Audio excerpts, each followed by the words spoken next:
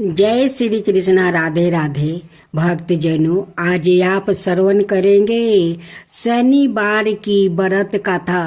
कथा इस प्रकार है। शास्त्रों के अनुसार रामायण काल में एक समय शनि को अपने बल और पराक्रम पर घमंड हो गया था।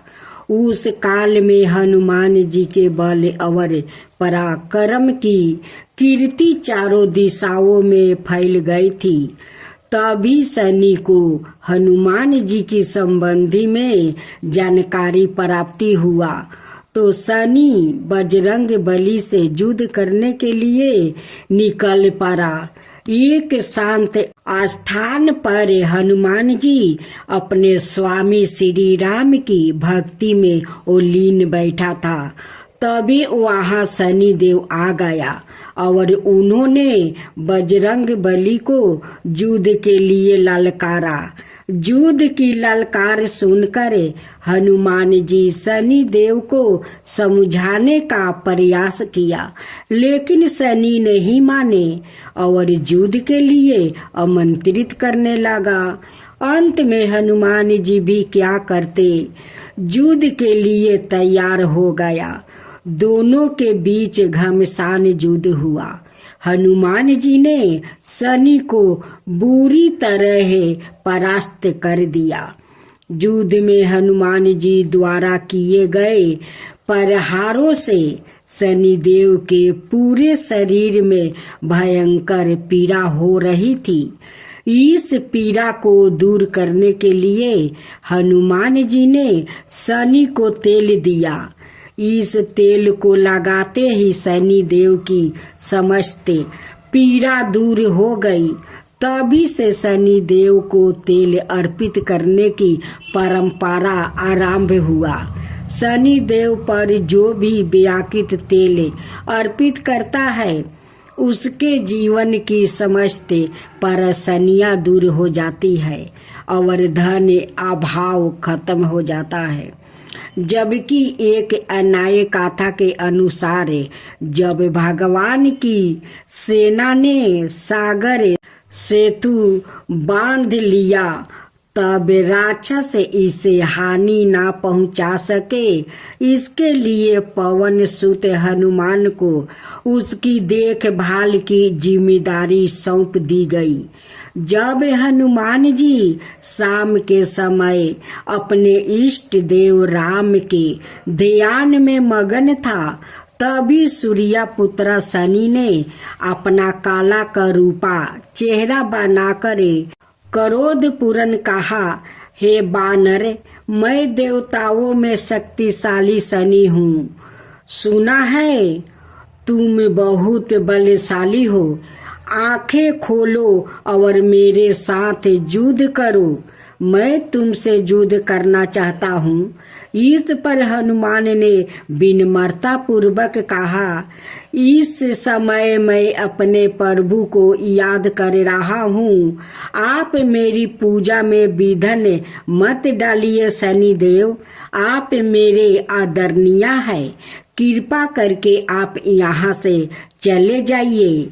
जब शनि देव लड़ने पर उतर आया तो हनुमान जी ने अपनी पोछ में लपेटना शुरू कर दिया।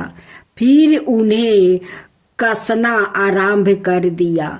जोर लगाने पर भी शनि उस बंधन से मुक्ति ना होकर पीड़ा से व्याकुल होने लगा। हनुमान जी ने फिर सेतु की परिक्रमा कर शनि के घमंड को तोड़ने के लिए पत्थरों पर पोंछ को झटका दे देकर पटकना शुरू कर दिया। इससे शनि का शरीर लहूलुहान हो गया, जिससे उनकी पीड़ा बढ़ती गई। तब शनि देव ने हनुमान जी से प्रार्थना की कि मुझे बंधन से मुक्ति कर दीजिए। मैं अपने अपराध की सजा पा चुकी हूँ। फिर मुझसे ऐसी गलती कभी नहीं होगी। तब हनुमान जी ने जो तेल दिया उसे घाव पर लगाते ही शनि देव की पीड़ा मिट गई। उसी दिन से शनि देव को तेल चढ़ाए जाता है, जिससे उनकी पीड़ा शांत हो जाती है और वो प्रसन्न हो जाते हैं। शनि को तेल अर्पित करते समय ध्यान रहे यह बात, शनि देव की प्रतिमा को तेल चढ़ाने से पहले तेल में अपना चेहरा अवश्य देखो। ऐसा करने पर शनि के दोष से मुक्ति मिलती है। धन संबंधी कार्यों में आ रही रुकावट दूर हो जाती है और सुख समृद्धि बनी रहती है। तब बोलो शनि देव की जय, शनि भगवान की जय। बहनों, अब आप सुनेंगे देवी काली की कथा। देवी काली को शक्ति का साक्षात स्वरूप माना जाता है। माता रानी अपने भक्तों पर दया दृष्टि रखती है, लेकिन दुष्ट और दुराचारियों पर विध्वंस भी करती है। महिषासुर अति बलशाली दैत्य था, जिसका संहार देवता भी नहीं कर सके। इसलिए देवी काली का जन्म हुआ।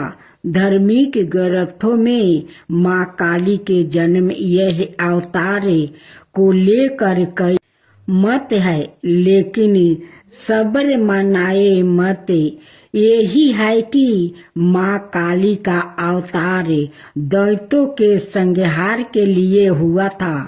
नवरात्रि में हम नव दुर्गा यानी माँ दुर्गा के 9 अवतारों की पूजा करते हैं, लेकिन जब दैत्यों के संहार के लिए माँ काली का जन्म हो चुका था, तो फिर क्यों माँ दुर्गा को कई अवतार लेने पड़े? आइए जानते हैं इसके बारे में। काली माँ की कहानी छठी सातवीं के देवी महात्म्य के प्रथम अध्याय में काली को महाकाली के रूप में दर्शाया गया है।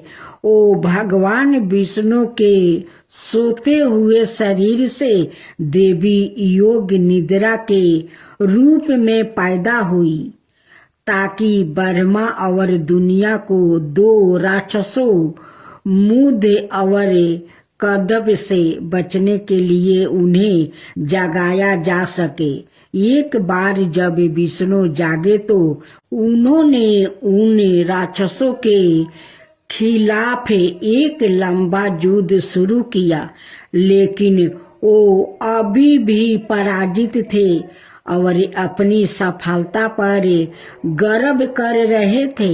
यह देखकर महाकाली ने महामाया का रूप धारण किया और दोनों राक्षसों को मंत्रमुग्ध करने के लिए चली गई। जब वो महामाया से विचलित हुए तो विष्णु ने उन्हें तुरंत मार डाला। बाद के अध्यायों में चंड और मुंड 2 राक्षस थे, जो देवी दुर्गा पर हमला करते थे। दुर्गा इतनी उग्रता से जवाब देती है कि काली उसके माथे से निकलती है और उन दोनों को मार देती है।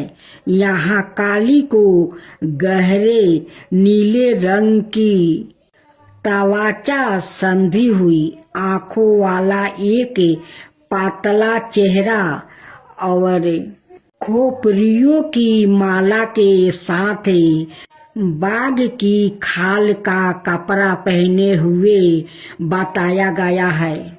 बाद में उसी युद्ध में राक्षस से रक्त बीज, जिसके सेनापति चंड और मुंड थे, युद्ध में काली का सामना करते हैं। रक्त बीज को वरदान है कि उसके खून की हर बूंद जो जमीन को छूती है, उससे उसका एक और कैलोन पैदा हो जाएगा। चौकी दुर्गा रक्त बीज को उसके अनगिनत कलोनों के साथ हारने में असमर्थ है। काली उसके शरीर से उसका खून चूस लेती है और उसे हराने के लिए उसके कलोनों को खा जाती है। रक्त बीज और दारुका दोनों मामलों में काली को दुश्मनों को हराने के बाद रक्त पिपासु के नसों में चूर बताया गया है और रक्त पिपासु की उसकी लालसा नियंत्रण से बाहर हो जाती है। शिव को फर्श पर शांत होकर हस्तक्षेप करना पड़ता है। जब काली क्रोध में आगे बढ़ रही होती है तो वो गलती से शिव पर पैर रख देती है और उसकी जीभ बाहर निकल जाती है। वो तुरंत शांत हो जाती है और फिर से दुर्गा पार्वती में विलीन हो जाती है। युद्ध में भाग लेने के बाद शिव ने पार्वती को काली काली तवाचा वाली कहकर चिढ़ाए। पार्वती बहुत आहत हुई और योग योग तक तपस्या करना शुरू कर दिया, जब तक कि उन्होंने अपना काला रंग नहीं खो देती है, इसे त्याग नहीं दिया और गौरी सुनहरी तवाचा वाली देवी नहीं बन गई। उसका छिपा हुआ अंधकारमय अवतारण कोशिकी बन जाता है, जो क्रोधित होने पर काली बन जाता है।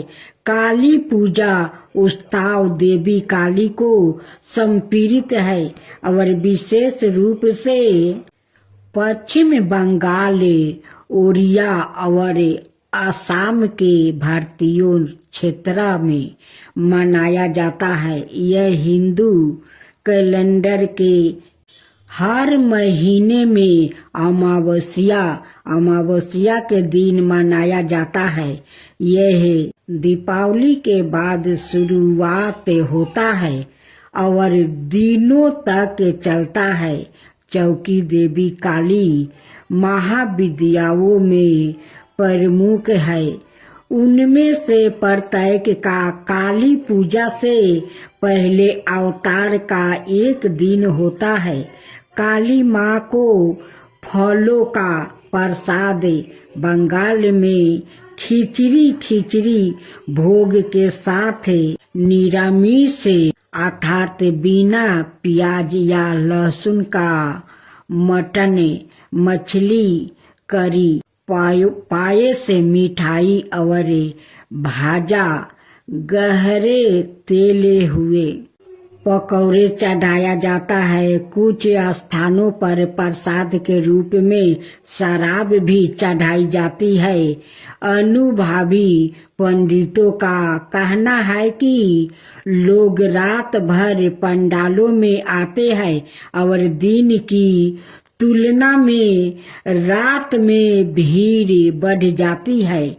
पूजा आश्चर्यजनक रोशनी, प्रकाश और धावनी सो काली पूजा से पहले प्रत्येक दिन मनाए जाने वाले महाविद्याओं के अवतार और अंतिम महाविद्या कमलात्मिका के अवतार, जिसे कमलात्मिका जयंती के रूप में मनाया जाता है, दिवाली के दिन पड़ने के कारण उन्हें अक्सर तांत्रिक लक्ष्मी के रूप में माना जाता है।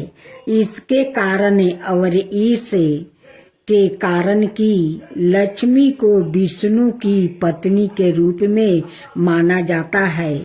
उसके बाद इसे लाल गुलहल के फूलों और गुलहल की माला से सजाया जाता है, जो उनका पसंदीदा फूल माना जाता है। फिर काली पूजा पंडालों में काली मंत्रों और भजनों की मदद से की जाती है। उनकी प्रार्थना की जाती है और उनकी दिव्यता का आहन किया जाता है। यदि पूजा घर पर आयोजित की जा रही है तो मंदिर काली पूजा की पूजा सेवा प्रदान करता है। जहाँ भक्त की ओर से पूजा आयोजित की जाती है, मंदिर के पंडितों के पास पूजा के लिए सारी सामग्री तैयार है और भक्तों को बस कुछ निराशों का पालन करना है जो मंदिर द्वारे इसमें। जय जय श्री शनिदेव भक्तन की हितकारी, सूरज के पुत्रा प्रभु छाया महतारी। जय जय श्री शनिदेव। सामे अंक बक्र दृष्टि चतुर्भुजाधारी, नीलंबर धारण नाथ गजा किया सवारी। जय जय श्री शनिदेव। किरीट मुटुक शिशिराजित दीपक है लीलारी, मुक्तन की माला गल शोभिती बलिहारी। जय जय श्री शनिदेव। मोदक मिष्टन पान चढ़ते है सोपारी, लोहा तिल तेल उर्दी महिषी अति प्यारी। जय जय श्री शनिदेव। देव दनुज ऋषि मुनि सुमिरन नर नारी, विश्वानाथ धरत ध्यान शरण है तुम्हारी। जय जय श्री शनिदेव। जा पर कृपित हो तुम स्वामी, घोर कष्ट ओ पावे, धन विभाव और माने कीर्ति सब पल भर में मिट जावे। राजा नल को लगी शनि दासा, राजपाट हर लेबे। जय शनिदेव जय शनिदेव, जय जय जय शनिदेव। जा पर प्रभु होवे तुम स्वामी, सकल सिद्ध ओ पावे तुम्हारी। कृपा रहे तो उसको जग में कवन सताबे, तांबा तेल और तिल से जो करे भक्तन सेवा। जय जय शनिदेव, जय जय शनिदेव, जय जय शनिदेव। हर शनिवार तुम्हारी जय जयकार जगत में होबे। कलियुग में शनिदेव महाचत में दुख दलिदरता धोबे। करूं आरती भक्ति भाव से भेंट चढ़ावे मेवा। जय शनिदेव जय शनिदेव, जय जय जय शनिदेव। चार भुजा ताही साजे, गादा हस्त प्यारी। जय शनिदेव जी। रवि नंदन गजे बंदन यम, अंग्रेज देवा कष्ट ना सो नर पाते, करते तब सेवा। जय शनिदेव जी, जय शनिदेव जी। तेज अपार तुम्हारा स्वामी, सहा नहीं जावे। तुमसे बेमुख जगत में सुखी नहीं पावे। जय शनिदेव जी। नमो नमो रवि नंदने, सब गर हो सिर ताजा। बंसीधर यस गावे रखियो प्रभु लाज हमारा। जय जय शनिदेव जी, जय जय शनिदेव।